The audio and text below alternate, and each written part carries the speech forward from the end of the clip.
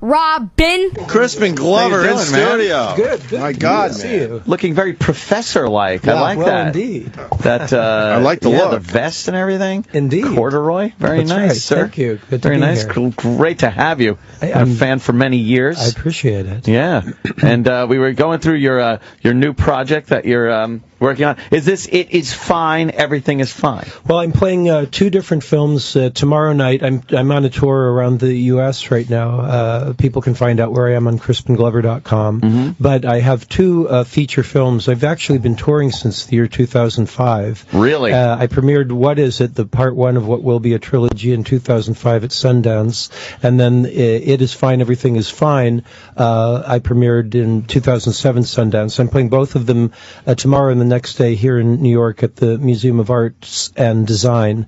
And I also perform a live show before the 2 feature films. I have 2 different live shows. I feel naked because normally I have my books with me. Right, And yeah. I fail to have them, but they're profusely illustrated Yes. books. I'm very proud of them. The illustrations, every page is projected behind me as I perform an hour-long show. Then I show the film. What is it? Is 72 minutes, or if I'm showing it, Everything Is Fine, that's 74 minutes. After the film, I come out, I have a Q&A with the audience, and then after that, I have a book signing. So it's a long show. It's a little bit why I'm a bit hoarse. I'm in the midst of touring. Right, Are the sure. books serious or are they comedic or? They're old books taken from the 1800s that are reworked and turned into different books from what they originally were. They're very heavily illustrated. There's humor in the shows, but it's not like a comedy. People laugh and things, but yeah, the first time I ever performed the live show is in '93, so I guess, gosh, that's 20 years ago. I just realized that. I can't even believe it. So you took books from the 1800s and kind of updated them and made them. I don't know if update's the right word, but I made them into their own things from what they were. Yeah. Now, obviously, we were watching the. You have a little story that goes along with the pictures. Yes. Now, you have these books. You look at these pictures and then come up with some kind of storyline for the pictures. Yes, I mean different books came in different ways. I made about 20 of them over the years. Most of these are old. Most of them were done in the 80s and 90s, and I've utilized it as a way to tour with my films to self-distribute the films. And I have recouped on the films, but really the way I've recouped is 50% by the live show, 25% by the box office from the films, and 25% by the book sales. It gives a live aspect to just watching a movie. And now they get to see you live, have a Q&A.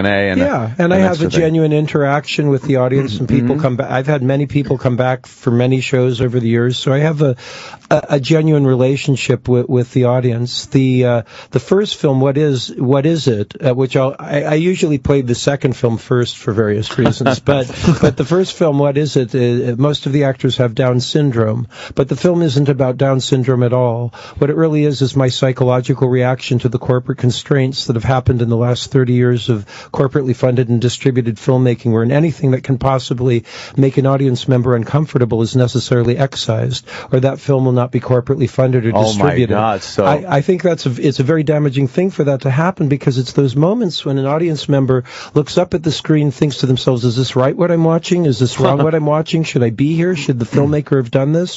What is it? And that's the title of the first film. What is it that's taboo in the culture? What does it mean when the taboo has been ubiquitously excised?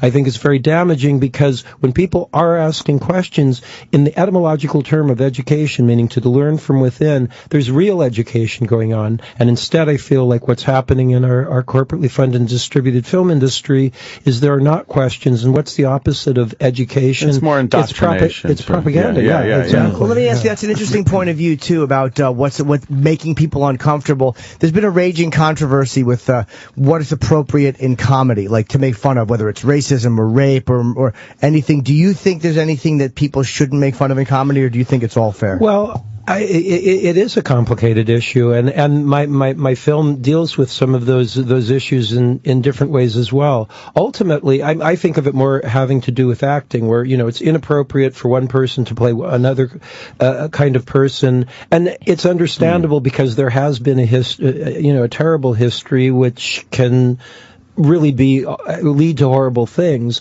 But I mean, ultimately, I believe everybody should be able to play everybody. But you know, I mean, art is complex. You could say that the most horrendous things are still artful.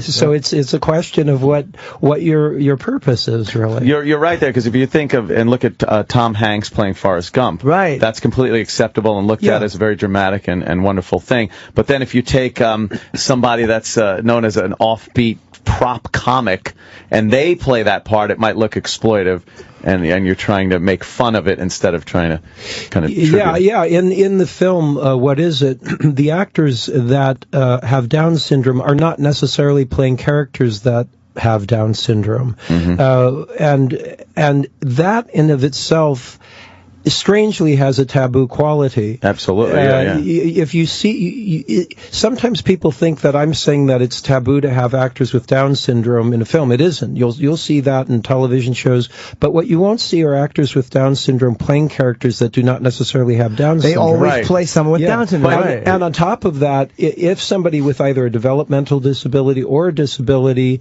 is playing a character, for the most part, they're playing a benevolent character. Yeah. And I mean, that's fair enough. There's plenty of people with disabilities that are benefactors to the society. But the second film that I made, It Is Fine, Everything Is Fine, is written by one of the people that was in What Is It? He doesn't have Down syndrome, but he was born with a severe case of cerebral palsy. His name's Stephen C. Stewart. And when he was in his early 20s, his mother died. He was very difficult to understand. And he ended up being put into a nursing home where he did not want to be. And the people that were taking care of him there would derisively call him an MR, a mental retard, which isn't a nice thing to say to anybody, but Steve was of normal intelligence, and the emotional turmoil he must have gone through for the decade he was in that nursing home, I can't even begin to imagine. When he got out, he wrote this screenplay in the style of a 1970s TV murder mystery of the week, wherein he's the bad guy. And this was something very important to Steve, along what we were just talking about. He wanted to play a bad guy because he thought of himself as a person, of course, with a disability, but stressing on a person, people can have dark thoughts, whether they have a disability or not, so he wanted to play a bad guy. He considered himself he would have called himself a handicapped rights activist back in the 70s, but this film, when there's something about that he wrote it in this genre style, as opposed to a standard autobiography.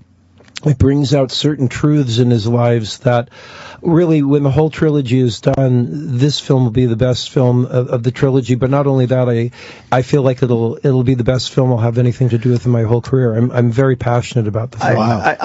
Don't you feel you're giving people much too much credit? Because this could be interpreted as your intentions being, kind of not like you're doing this to get a rise out of people instead of what you're doing. Now, your intent, obviously, when you explain it, it makes perfect sense. But people never want to get that deep into things. Well, this is why I've been touring for so long. I have not put these films out digitally specifically because I'm aware of exactly what you're saying, particularly with What Is It?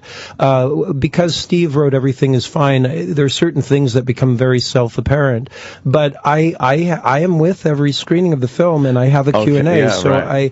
It's not that I want to explain everything about the film, but I do want to put it into context. Right. So I'm very careful about that. Was it hard working with actors with Down syndrome? I mean, was that difficult? No, they were great. I mean, of course, it was written specifically for people with Down syndrome, and I wanted to incorporate anything organic that happened. The films took me a long time to make, but it had nothing to do with that. It just had to do with that I financed them myself, and that I had a very bad technical problem on the first film. But no, I actually shot the first film. It was over a period of 2.5 years and 12 days. So it's a very short amount of days to shoot a feature film. They were great. The most important thing, whether somebody has Down syndrome or not, is if somebody has enthusiasm for the project. And everybody I worked with had great enthusiasm, so I had a great time working with them. And part 3 will go back to working with people with Down syndrome. Did you change over the years from working in Hollywood, or in the beginning of your career, you're accepting more roles that I guess would be considered more, publicly accepted roles. Well, I mean, what do you mean? I'm just saying, did you go into the entertainment business as many people do? Hey, I love doing this, but I also want some kind of fame and wealth and notoriety. It's a good question. My father's an actor. His name's Bruce Glover. In fact, the next film that I make, I own property in the Czech Republic, an old chateau that was built in the 1600s, and next to it's a horse stables, and I'm building sets right now. The last year and a half I've been having sets built on about 14,000 square feet, and I'm making something for myself and my father to act in together. We've never acted together before, but I grew up on some level around the industry. I became an actor professionally at age 13. It was something I decided to do on my own, and I thought of it as basically a prudent business decision. It wasn't something where I thought, my father wasn't super famous or anything, but I saw that it was a good living, basically, and I understood how it worked, and I realized it was something that I could do. So on some level, I've always had a relatively realistic point of view about how the business works.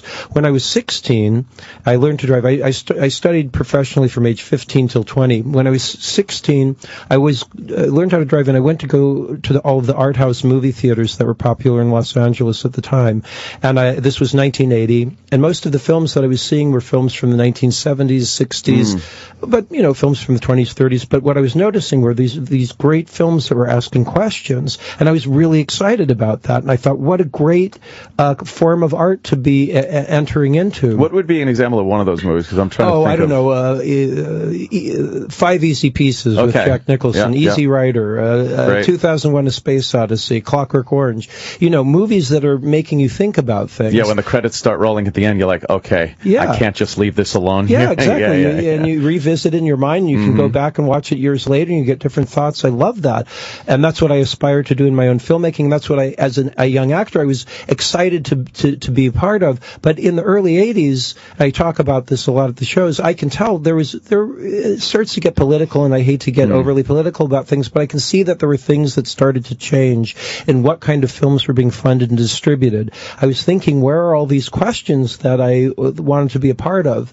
And I can go into a lot of detail about it, but it's really taken me to make my own films to feel satisfied about it. I think sometimes there are films that still ask questions, but for the most part, right now, we're in a pretty highly propagandized culture. Do you think that they ask? It seems like what films do now is they ask a question, and then they give you. They ask what they seems like a tough question, but then they give you a very palate-pleasing answer by the end of it. Like, they don't ask anything tough, but they might go into the guise of asking a tough question, but they answer it for you in a perfectly acceptable way. Well, I would say virtually everything is propaganda, and what I mean by that is if there's a real question that's going to cause people to genuinely ask things that could possibly hurt corporate interests, those questions will not be film will not be funded or distributed. I mean, I've started to say this in kind of a vague outline of what I would say the main force of U.S. Corporate propaganda is to essentially make people in the United States feel relatively comfortable with the concept of wars abroad and killing, various nations, as though the United States was a moral police force around the world, and that's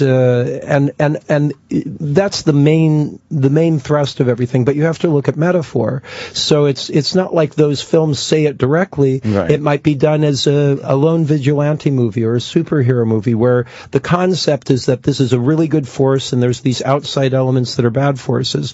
And if you look at other countries, there are not so many countries that do things like superhero movies and that kind of thing. It's a weird topic for me to get into because I do work in the industry. Right. And I mean, I've certainly been part of what I would call this propaganda. But I feel like it's healthy to talk about, and I think to be afraid of talking about it isn't a good thing. I don't want people in the industry to think I'm this like ne'er-do-well who doesn't want to have anything to do with anything. If I was offered a superhero movie, I'd do it. You know, it's not. Yeah. But I think it's and my experience is that the people working in the film industry are good people that want to do interesting things and want interesting questions. But there's a systematization that's happened. There's something that's put in place, and people feel concerned about if they try to get something that really asks questions or does something, either they won't get the film made or they'll lose their job or whatever. And I do think that there's corporate interests that are very much controlling things, and it's something that these kind of like, I hate to become overly political, but things like the Occupy movement, which of course is a complex movement, but there are questions or political elements that should be dealt with to probably reform how money in politics is how money is affecting politics right now, which ultimately is that corporations have a lot of control, including our media. Over everything, much. Yeah. But there is room, though, a lot of room for films that do ask questions and aren't just corporate propaganda. I don't think they're as the big money makers. You know, they're not the major. This is something I disagree with. People often say, well, the kinds of movies, the reason that they're funded is because this is what people want to see. That I don't agree with that. I think that the reason that the films are funded and they're highly distributed is because they are corporate interests. So therefore, people go see them. If the same kind of money was put into a movie and distributed, then people would go see them. And I say the last 30 years, for example, something like 2001: A Space Odyssey or The Godfather, or Clockwork Orange or Full Metal Jacket. These are films that did well. They asked a lot of questions, but there was a shift in what was funded, starting somewhere around the 1980s. And I mean, 2001: A Space Odyssey, that's a pretty obscure, very odd type of film. It's incredible filmmaking. It's my favorite kind of filmmaking. But that was not just some small independent film. That was an MGM giant studio film. There's a shift in what's being funded, and it would be nice if things would shift back toward that. I don't see that happening right now. Not right now. I think it's all cyclical at some point, though. It will come back around. Wax things and wane, kind of change like that. What do you think about your image in Hollywood and stuff? Because people would call you at the very least eclectic many times in the projects you've been involved in. Yeah. Does that bother you, or do you think about it? Like eccentric is something I hear a lot. Eccentric meaning not following a mathematical term, meaning not following the straight line, which is fine. Artistically, I like to go into areas that are unusual and thoughtful. I'm okay with that, and I get more concerned in terms of just within the business that people will think I'm like this kind of person that would be difficult to work with. That I don't like. But that isn't the case. I've been working for over 30 years. I've worked with many people over and over again. I as much as I have questions about these things, I'm very grateful to be part of the film industry. It's let me fund my films. It's let me have the time to tour with the films and meet the people that are interested in what I'm doing. So I do get concerned about that. I know that on some level my public persona is that of this kind of almost psychotic person, and I'm not. But I've never really gone out on like some public relations tour to try to fix that. I've always been relatively comfortable with it because my artistic interests go into areas that I want to go as whatever it needs to be to get to some interesting, thoughtful place. Right. But as far as business, I mean, I made these films, I tour with these films. I have to be very centric as a filmmaker and as a business person. So in reality, I am a centric business person and eccentric perhaps artists. I think people have the impression, though, that you go into a business meeting and just start bouncing off the walls and whatnot. Probably. Yeah. I mean, that's what probably people think. But it would. How would I have that? How would you get to this point? Or worked as long as I have? How would you dress yourself in the morning? That's right. Exactly. You should put that, like, if you do put this stuff online or release it on DVD, because you like to explain it at the end.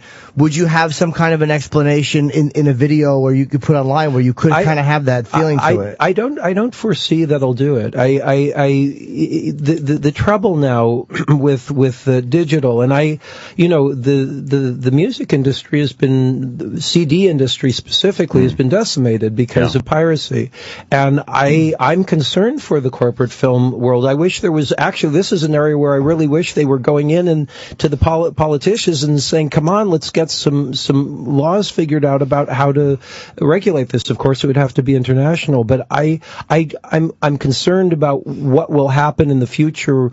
I can recoup on my films, which everything is fine with a $200,000 budget to get to a 35 millimeter print. It has a great production value for that. I'm very proud of it, but it's a very relatively low cost for film. I've been able to recoup, but when you're talking about tens or hundreds of millions of dollars, if piracy gets to the point where people can just download a high quality film in seconds, why people justify that and they go, okay, well, I'm going to do it. How will the film industry then recoup? I don't understand. They always find a way. It's really weird. Like with Lars and Napster, they found a way. Like they always it gets pirated for a while, but then they always find a way to put a digital stop to it. Like but it didn't because I mean the CD sales have essentially stopped. The way musicians make their money now is by touring. Right. It truly switched that industry around. And I'm touring with my film, so that's again how I'm doing. But I wonder what's going to happen once you can get a 20 gigabyte full bodied film downloaded in seconds. Why would anybody go pay for the same thing when they can just get a digital theater at home for $1,000 and the rest of the life they're set to have free entertainment? I mean, are CD sales suffering, or is it because I know CDs themselves are doing terrible because the clunkiness of it. Yeah, but is the music sales meaning like? I always thought artists would do well on iTunes because there's so little overhead. I think it's making a little bit of a comeback. Yeah, because there's no overhead whatsoever. But there are a few years where Crispin Glover's point is accurate. I think it's. I mean, I'm not an expert, but I think it's okay. It isn't at the height that it ever was before, but also you have to figure it is different with music. You can make an album relatively inexpensively. I mean, of course, you can spend a lot of money on an album, but you don't have to. Whereas even the least expensive film, you're going to spend a lot of money. Right. So it's like if DVDs start becoming, or the digital download for a film becomes free, and somebody's trying to justify whether they're going to spend $20 on a DVD or just download it on some site, and they don't have to pay for parking, and they can project it digitally at home. What's the choice? No one's going to make a movie for $200 million. Is your point? Well, why would you do that? Yeah, I mean, the risk would be too great. I would think. I mean, I don't know. I'm part of the industry. I want it to be okay. And then, of course, my own concerns about my films. But this is a big part of why I personally have no plans to put it out digitally, because it would just. I've been touring for 8 years. It took me 6 years to get to the point of recoupment. If I'd put it out on DVD, it would have been all over the internet, and I wouldn't have been able to recoup. With that said, when part of you has to think, man, I wish more eyes would see my project, right? Yeah, well, particularly Everything Is Fine. I am very protective of what is it. Like, I don't want clips of it around on the internet. I'm protective of the actors. How many people do you think have seen your film? Films? Thousands, but not hundreds of thousands. Of course, I'd rather hundreds of thousands. And you're okay with that? Well, I'm a practical business person. But there's a weird balance there. I understand what you're saying, but there's also the ego that you want to feed a little bit. Like, I wish more people saw this. There is that part of me, but I'm a realist ultimately, and even like I was describing how I entered the business, it's like on some level business first, and I've essentially recouped, but it's like really specifically I've only recouped a quarter by the box office. It's mostly been by the live show, which means if at 6 years it would be be about 24 years of touring. So maybe at the point that I've genuinely recouped, I'll say, okay, now it's time to generally release it. Or when you move on to another project officially in your mind, you're like, okay, I'm done with this, like Jimmy does. Well, you put out your stand-up specials and like, okay, I can finally put this out. I'm okay with it. I recoup my money, and I'm on to something else. There's a part 3 that I'll make, and that's not the next film that I'm going to shoot. So it could be a long time before I get to that. But I'm enjoying this kind of live interaction with the audiences, and it is different. It sits in people's different minds differently, and people really appreciate it. Like I was just in Paducah, Kentucky, a week or so ago, and the people are very happy. Not everybody goes to Paducah, Kentucky, and I can feel that genuinely talking to people about things that I think are important or things that I'm passionate about. And they come back to the shows, and I can see that there's something that's genuinely happened that sits differently in their mind than if it was just something they watched on their computer. Now are you on the road full time with this? No. How many days a year do you do this? Well, I own a house in Los Angeles, and I own the property in the Czech Republic. I'm last year and this year I spent more time in the Czech Republic because I've been building the sets than at my house in Los Angeles. But ultimately, I'm on the road more than either of those places, or I'm acting in other people's films. I'm very rarely in a city more than 2 weeks in a row. But I've been trying to make it so it's seasonal. Like this is my spring tour. So I'm touring for about a month, and as you can hear, I'm a bit hoarse. It's hard. It's not an easy lifestyle. But I've been trying in the last couple of years to have at least one tour per season where it's a month or two long. But it beats me up. It's hard. I'm glad to be doing it. What I've noticed is you got incredible patience. Yes. How in this world that we live in do you have such incredible patience where we all want something immediately? I've always been very patient. Like you're building sets for, like you said, the last year and a half for a film that you're eventually going to shoot. And I bought the property 9 years ago with this in mind. Amazing. So but it's also that I can see that if I go and I get money corporately, I've given up on doing that. They wouldn't fund what I'm interested in at all. And even if they were to pretend they were going to fund it, something would go wrong and there would be intervention. The only way to really own what the content of your film is to pay for it. And so I'm patient about that because I'm sincere in what my passions are about getting things across to people. Things like that, though, like obviously you're very passionate about your art, what you do. Did you have to deal with the fact that you were in such an iconic character early in your career, George McFly, being that, like, after that, it would have seemed to me to be very hard to jump into things you're interested in now. Well, but my interests that I'm interested in now started well before I was in Back to the Future. One of the books, which I wish I had with me, I had started making before I acted in Back to the Future, and I finished it. It's called Rat Catching. It was the first one I published, and I put it down while I was acting in Back to the Future, and then finished it and published it a couple of years later as the first book I published. I'd made other books.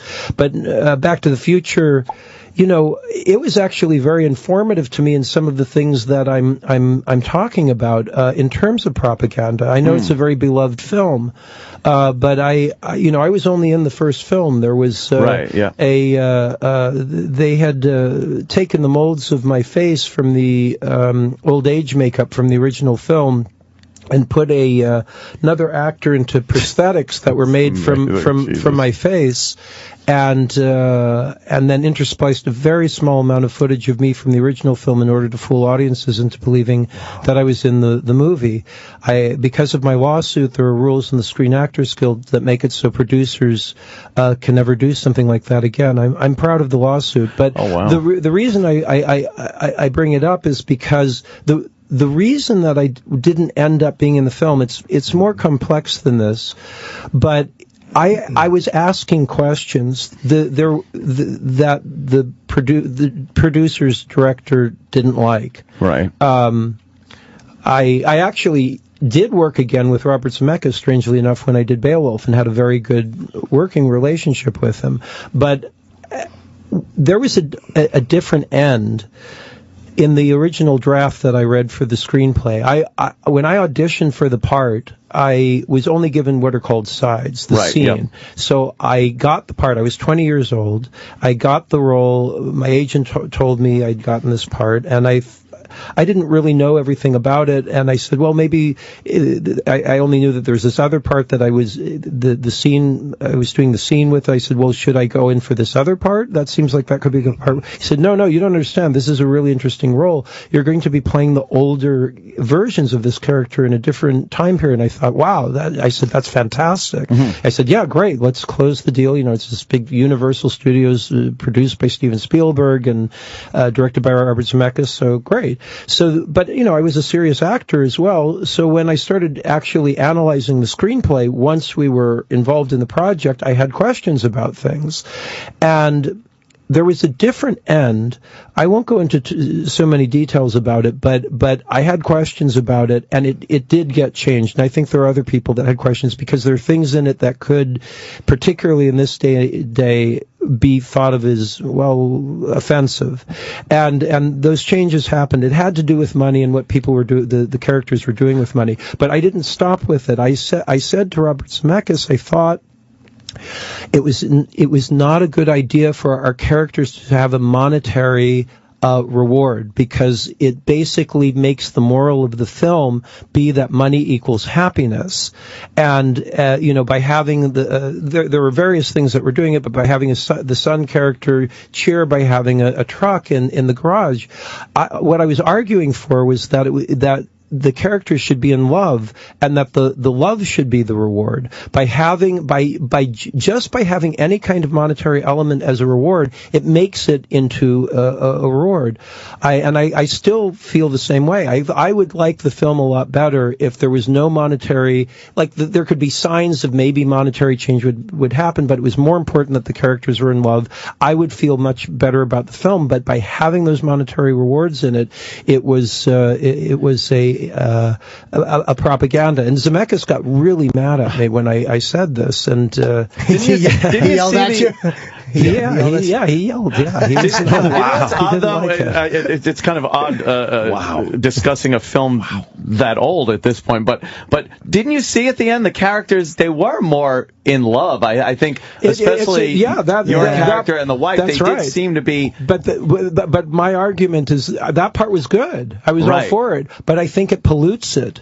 Do you think the money could have been a peripheral effect of the happiness that they had? I think it's a bad message. Really? I do. I think because that's propaganda. That says to people, go out and borrow money for banks. This is a big part of why the film was successful, because the corporations knew that it had that moral element in it. Mm-hmm. Maybe. I would also argue, that's only because they knew that was in there, therefore they can feel comfortable in funding it and putting a lot of money into distributing it. Maybe if that wasn't in there, Zemeckis and Bob Gale would have not been able to sell it as readily. I don't know. But what I would still argue is that if that wasn't in there, and the only part that was in there was that they were in love, and that film still did get distributed as highly as it had, and have as much money behind it, I still think the film would be loved, and it would be, I think it would have a better moral. Why do you feel, since the character in there wasn't Crispin Glover, it was George McFly, do you feel you have to inject part of your I was 20 years old. Okay. I was a young idealist. I wouldn't do that now. I wouldn't do that. You wouldn't. Well, at that time, I didn't even know. It was like I'd been in a few films, but not that many films. Mm-hmm. And I'd been in acting class where we did improvisations. I came up with scenes and thoughts. So I thought it was okay to be asking questions like that. Right. Now I understand very specifically that, there's a lot of money and people have gone through a certain amount of troubles. And Zemeckis, I'm sure, kids asking us goddamn questions. We're losing money here by the day. Right. Well, to be fair, I wasn't stopping production. Sure, we were having a discussion during the time, but it's still. Yeah, no, I wouldn't do that now. I fund my films with working in corporate movies. I know how things work at this point.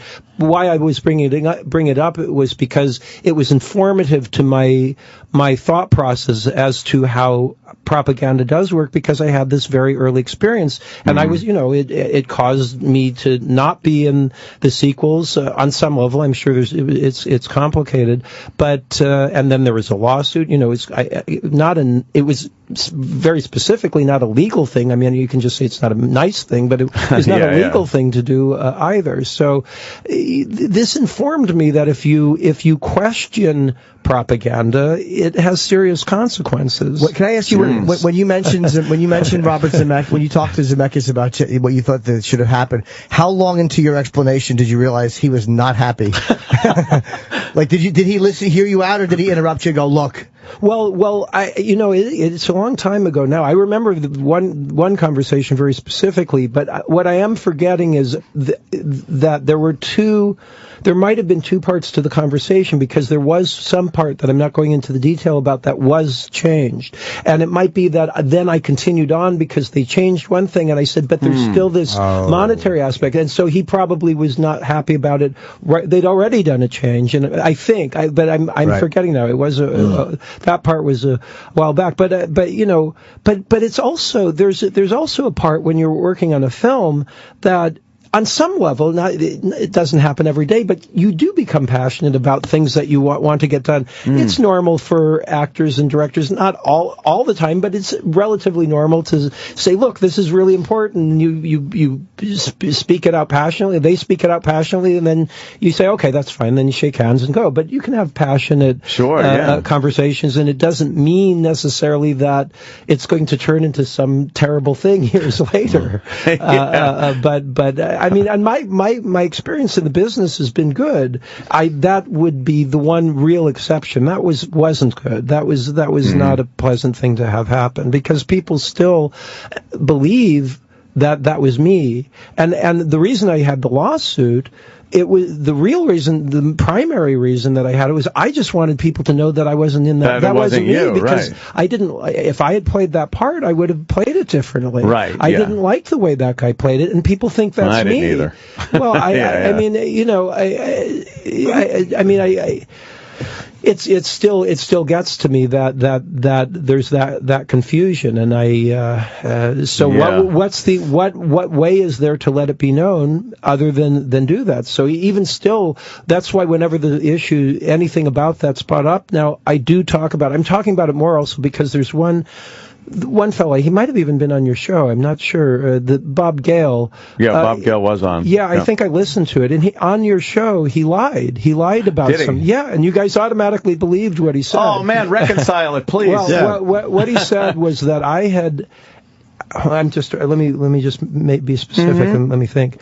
He said that I had asked for the same amount of money that Michael J. Fox was getting in the film. It's total fabrication. The reason that he's doing this is because he wants to throw the track off of the conversation of that what they had done was illegal. So he's trying to justify as to why it was good for them to do this illegal thing. And so then people automatically believe, I remember what he said specifically was that then I had called back after the thing was in production saying, I want to do it or something. Oh, right. And somebody corroborated and went, oops, or something like that. It was like, I didn't do that. I actually did work on a different film at the time, a John Borman film. But it's what happened in the negotiation was I actually wanted to be in the film, but the offer was less than half of what Leah Thompson and Tom Wilson, who had similar sized roles. Sure, yeah. And it wasn't fair. My agents didn't think it was fair. And it was a sequel. I got paid the same amount or more than what I was being offered for Back to the Future to do this other film. So it was just like a monetary, and of course this was a gigantically well-grossing film. Huge, but it's also why why did they do that? It's because I read a great book I recommend anybody read called How to Win Friends and Influence People by Dale Carnegie. I only read it like in the 2000s. I wish I'd read it when I was like a teenager. But one of the things that he really illustrates well is don't prove people wrong. And that's essentially what I was doing when I was having that argument with Zemeckis about that there was a moral issue here. I was just thinking I was being like this, it was a good moral of what I was arguing for, and I thought they'd see my point, Yeah. But I realized on some level that I was, and especially with a lawsuit, I proved people wrong. When you do something like that, then they come on the Opie and Anthony show and make lines up about you. And make up things. Oh, my God. Well, we just assumed he was telling the truth. Yeah. Which I think a lot of people do. I thought he was lying, but you guys were like, no, it sounds truthful to me. I'm like, all right. Shut it, Jim. Never said that. I didn't buy it for a second, though. These guys are very gullible. What do you think of Steven Spielberg? Well, first off, Robert Zemeckis, I think, can make interesting films. The second film that I did with him, Beowulf, which was written by Neil Gaiman and Roger Avary, I thought had very good moral elements in it. It was about lies, which I have a lot of interest in, and they did something very interesting with that film. I think Zemeckis can get into a dark comedic territory that's very interesting. I liked what Death Becomes Her, and he can be interesting. I tend toward feeling like Steven Spielberg really does work very much in propaganda, and it's very well hidden. Like I was saying a little bit about kind of war. If you analyze Steven Spielberg's films about war, they're essentially pro-war films, and I don't think that's good at this point in time to do.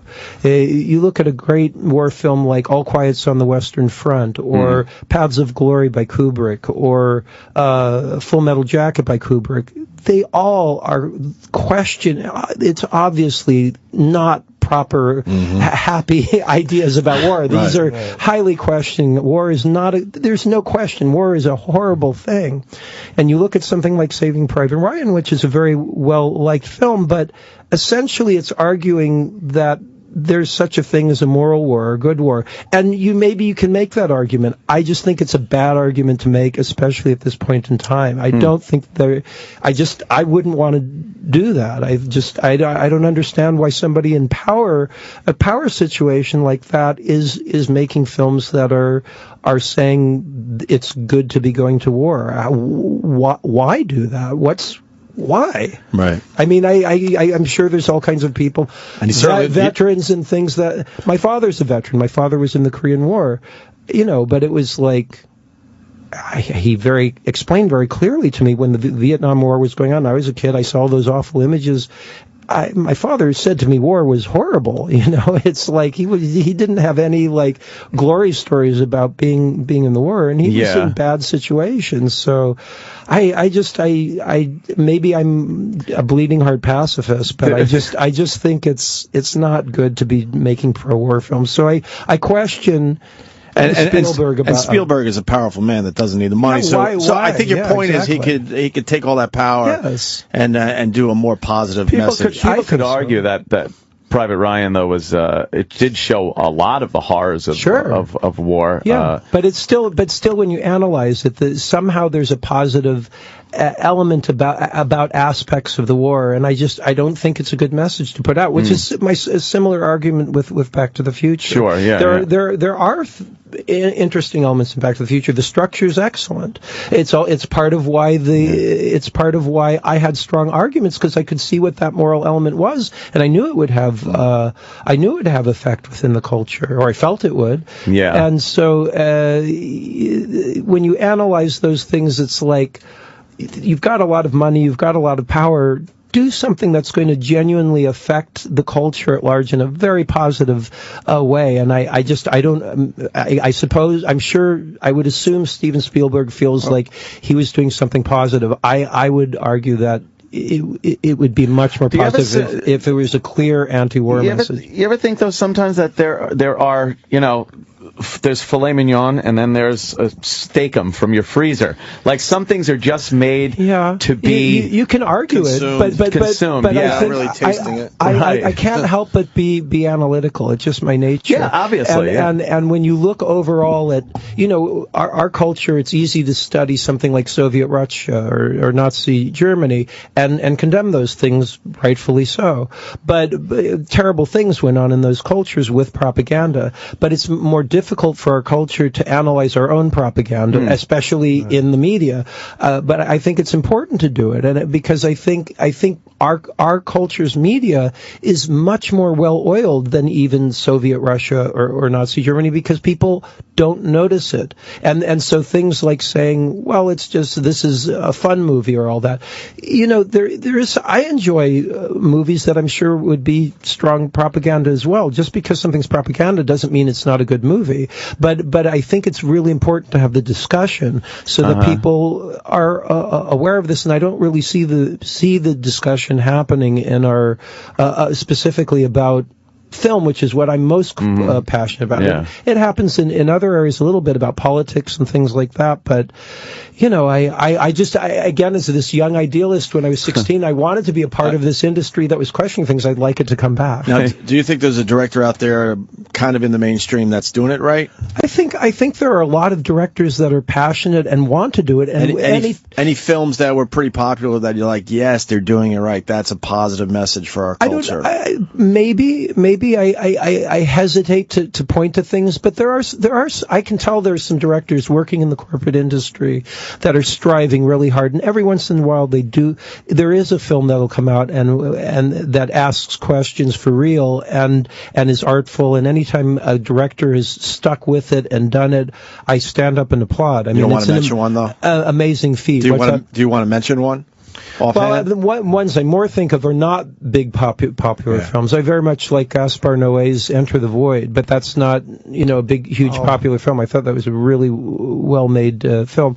I see things that happen in the corporate films that there are some very good directors that I'd love to work with, but it's I get nervous about getting into putting examples, because then people can easily say, well, this film did this and this, and I might agree with them. So because I can see that even when somebody's really striving hard, maybe there are reasons why it didn't go as hard as it could have gone. Understand. But I mean, again, I'm so glad to be a part of the industry, and I want to work with people. I don't want to be. It's difficult for me to talk like this, because I feel like so many people are friends with Spielberg or Zemeckis, and they think I'll never work with this guy. He's a jerk. I'm sure nobody in this room is friends with those guys. Believe me. Well, but like Bob Gale was on the show, so it's like it does happen, and I. You set the record straight today. I'm glad. No, I'm glad. And we apologize for that. No, I don't know. It's not your fault. We didn't have your phone number. It's not. I mean, why wouldn't people think something's true? But the reason I point to it specifically is he was involved in something that, I've seen, even when I use the word illegal, that people go, oh, drama queen. But very specifically, I saw somebody write those words. I have them tattooed over my ass. but very specifically, it was illegal. And so and he was a prime architect of that illegal activity. So there's a motive to make something seem, like it was justified to do this, and that's why he's saying these things. Should have just looked at him and just said, "Now don't con me, Bob." Yeah, I mean, he's the guy. He said a lot of things. It's not just that. There are negative things that have been said to me, and then about me on the Blu-rays that are not true. And a commentary, really? Yeah. He said things that are like. I haven't listened to it all in completion myself, but I've had people come up and say, "Did this, and this?" I said, "Where did you hear that?" And they said, on the commentary on the Blu-ray for Back to the Future, and it's always from him. It's not from Robert Zemeckis. It's not. I mean, Steven Spielberg doesn't comment at all. No. but anything.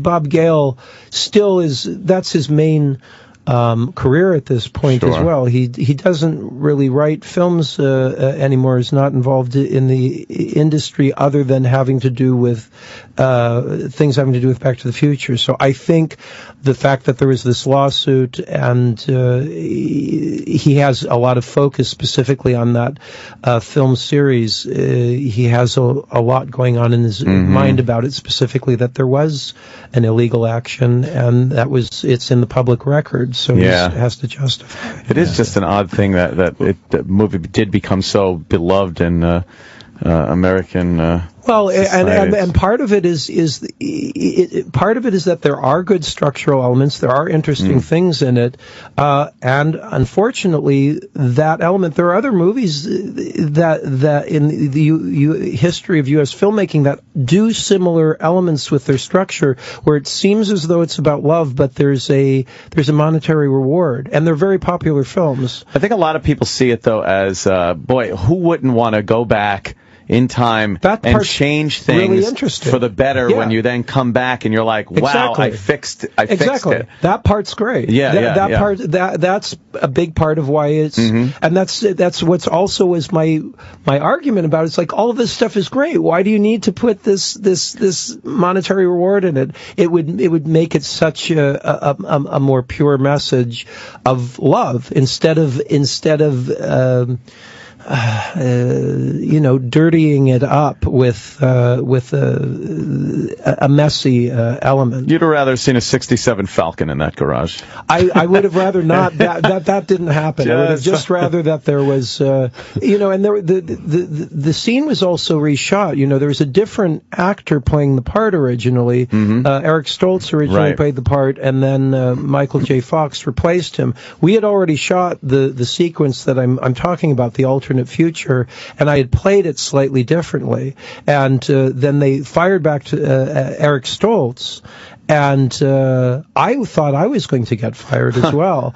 But Robert Zemeckis made it very clear that he wanted me to play it quite relatively different than I had played it originally. And at the point that we shot the alternate future the second time, when we shot that scene, I would call it acting from the spinal cord. I was afraid. I was genuinely afraid. Really? Oh yeah, I thought I was going to get fired if I didn't do exactly what they said. I didn't want, I was 20. I didn't want to get fired. I wasn't looking for controversy. I wanted to do a good job. How would you have liked to have seen that ending play out? If you had say, the only thing was that I didn't think that there should have been monetary the kind of clothes we were wearing. That's what I was getting into. So when they walk in, they've been playing tennis, and they have nice clothes on. Yeah. Like all that was. I thought it all pointed toward this idea that happiness was about wealth. It made me really uncomfortable. What I was wearing, holding a tennis racket, I did it because I thought I was going to get fired. But I vocalized that I didn't think this was a good idea. And I think there's even might be some commentary on the Blu-ray about where they said, "Oh, Crispin didn't like his clothes." I didn't care about the clothes. It was like I cared about the message. And so that was a very specific message. I didn't write. I wouldn't do it now. Obviously, I wouldn't make that complaint now. I would have looked at the whole screenplay. I would have analyzed what was going on. I would have known, okay, there's this element of propaganda, and maybe I'll say something, and if they don't want to do it, fine. But I was 20 years old is really quite young. I hear you. You just don't understand how compelling this is for me to ask you this. Sure, I'm glad to talk about it. Yeah, I was just wondering, because I think the happiness and how do you show success? He went from being, the goofy kind of loser guy to being very successful because of what happened in that moment. Well, how do you show the success part? There's a million ways you can do it. But we're not. It could take days to really sit and figure out exactly what it is. It's not something that I'm prepared to say exactly what the illustration of it would be. I'm sure there would be a cinematic illustration of sure. of love and success that would work, and I don't have that answer at this moment. And was it odd that Biff would be around the house at all, seeing what he did? Well, see, that's part of what the change was from what I originally read in the screenplay. There were different people. It wasn't Biff that was the servant to the family, and I had questions about it, and it did get. Did they have slaves or something? I don't want to go into a lot of detail, but that's the first thing I thought of when you said that. I know. Well, I don't want to go into a lot. I am actually in the. I'll write it down in a book at some point. I'd love to read it, Crispin. but for now, I do hope I'll get to see and talk to people at the Museum of Art and Design. And if you can tell people, CrispinGlover.com has the list of where I'm going to be. Yeah, CrispinGlover.com. I want to go see this. Absolutely. Yeah, absolutely. Yeah. You sold us on this. Well, we were very confused. We're not going to lie to you. Before we came in, trying to figure this whole thing out. Yeah. But you're going to be showing 2 films? Yeah. Well, on subsequent nights. Tomorrow night I'll be showing It Is Fine, Everything Is Fine. Right. Which is part 2 of the trilogy. Then part 1, you don't have to see it in order. Then part 1 will be showing, I guess it's on Saturday at the Museum of Art and Design. I definitely want to, I mean, the YouTube clips we saw were really good.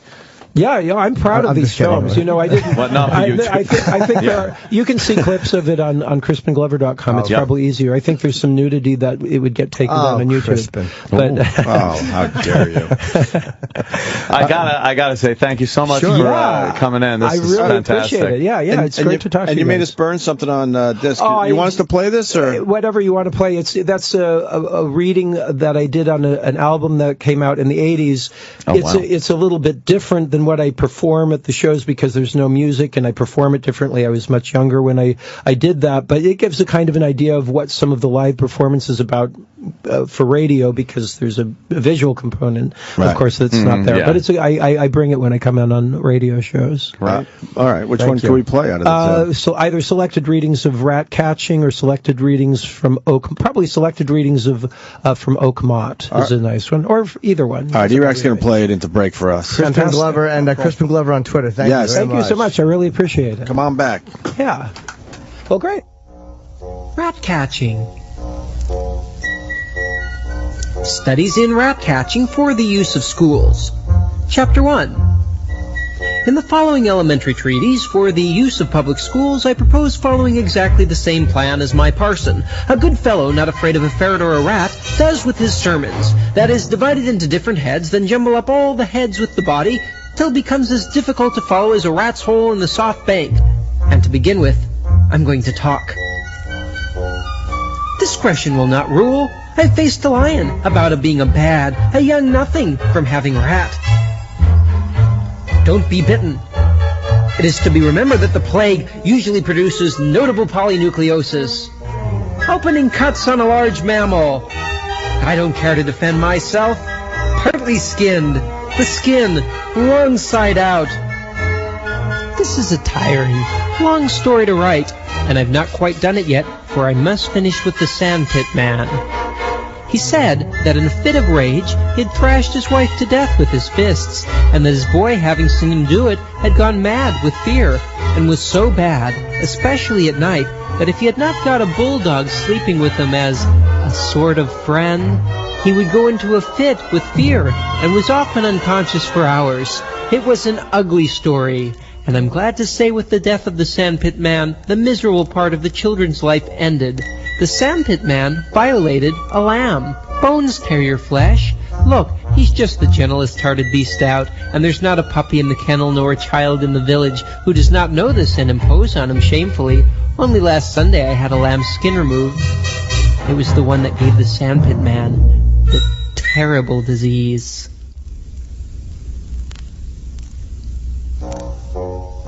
It fits tight and takes some pulling, but it comes steadily along, wiping all before it.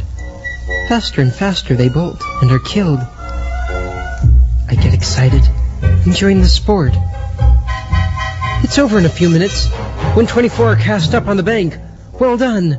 Well done. Good. Whoop-hoop. Whoop-hoop. Good. That's the way, my boys. Whoop-hoop. Whoop-hoop. And they roll on the ground. They stretch and wipe the dirt out on their eyes and rub their faces in the grass. In the West Country, it's so infested with the jackrabbits that the whole community rises to direct the pests in a never-narrowing circle that at last ends in the corral. Here, they are leisurely shot or killed with clubs. Sometimes I feel as though I may fade away. Then I remember my work.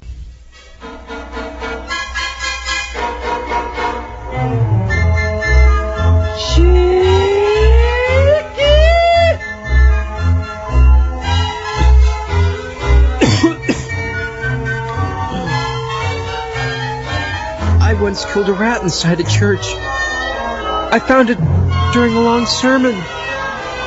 But for the life of me, I can't remember what that sermon was about.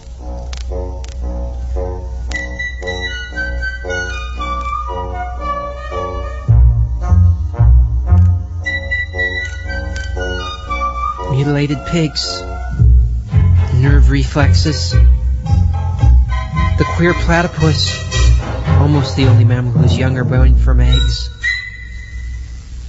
Almost. The Opie and Anthony